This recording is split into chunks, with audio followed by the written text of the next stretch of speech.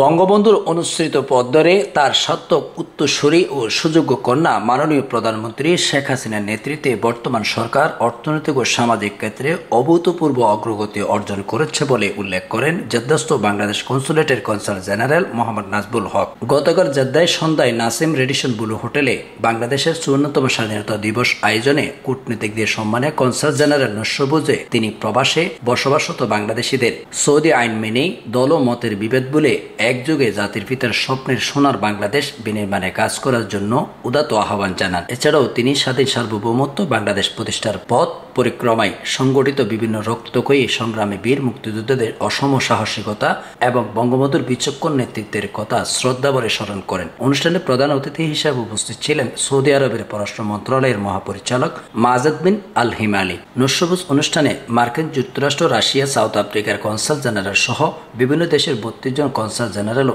আরও অনেক মিশনের ভাইস কনসাল, ওয়াইসি, আইডিবি, সৌদি সরকারের উচ্চপদস্থ কর্মকর্তারা অনুষ্ঠানে উপস্থিত ছিলেন। প্রধান অতিথি মাজেদ বিন আল হিমালি এবং কনসাল জেনারেল মোহাম্মদ নাজবুল হক কৌশল বিনিময় শেষে অপেক্ষমান বিভিন্ন দেশের কূটনীতিক নিয়ে কেক কাটেন। এই সময় বিভিন্ন শ্রেণী পেশার প্রবাসী বাংলাদেশিরা উপস্থিত ছিলেন। এর আগে দুই দেশে জাতীয় সংগীত বাজানো হয়। বাংলাদেশের বিশাল কর্মযজ্ঞের উপর নির্মিত ভিডিও ডকুমেন্টারি উপভোগ করেন অতিথিরা। নৃত্য ও জয় বাংলার গান ও নস্যবুজের মধ্য দিয়ে অনুষ্ঠান সমাপ্ত হয়। সৌদি আরবের জেদ্দা থেকে রিপোর্ট করছেন Abid Al Sultana, CNN Bangla 24 news desk.